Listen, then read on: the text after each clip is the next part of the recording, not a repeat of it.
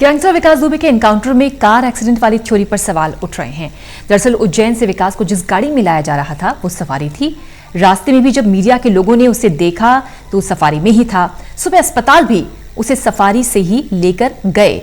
वहीं सुबह जिस कार का एक्सीडेंट हुआ वो टीयूवी कार थी। रिपोर्ट देखिए।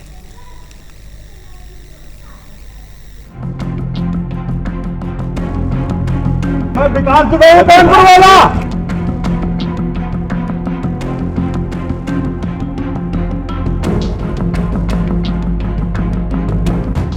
गैंगस्टर विकास दुबे यूपी एसटीएफ के साथ मुठभेड़ में मारा गया।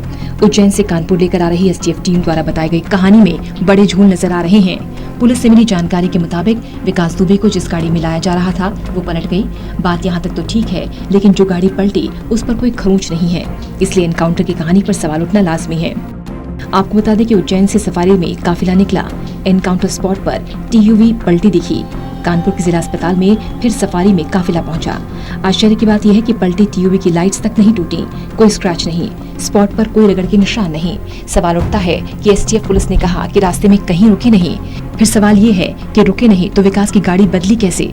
क्या मीडिया की गाड़ियां रुकने के बाद सारा कुछ हुआ? मीडिया को भी रास्ते में क्यों रोका गया? विकास दुबे के एनकाउंटर की पटकथा पहले ही लिखी जा चुकी थी। इससे पहले विकास के साथी प्रभात मिश्रा को ठीक इसी तरह फरीदाबाद से लाया जा रहा था।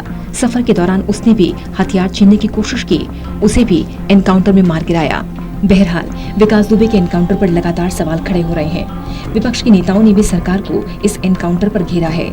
सपा के राष्ट्रीय अध्यक्ष अखिलेश यादव ने इस मुठभेड़ पर सवाल उठाते हुए यूपी सरकार को घेरा।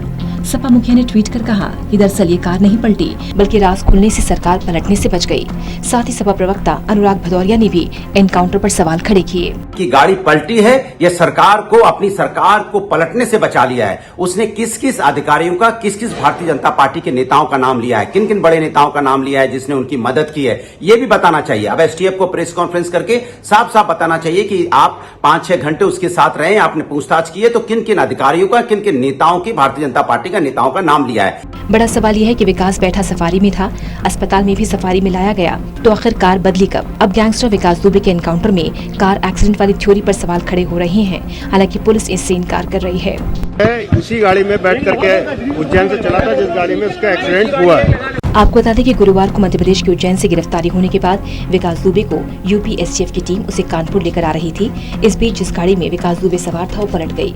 इसी दौरान विकास ने भागने की कोशिश की और वो मारा गया। Special desk total news.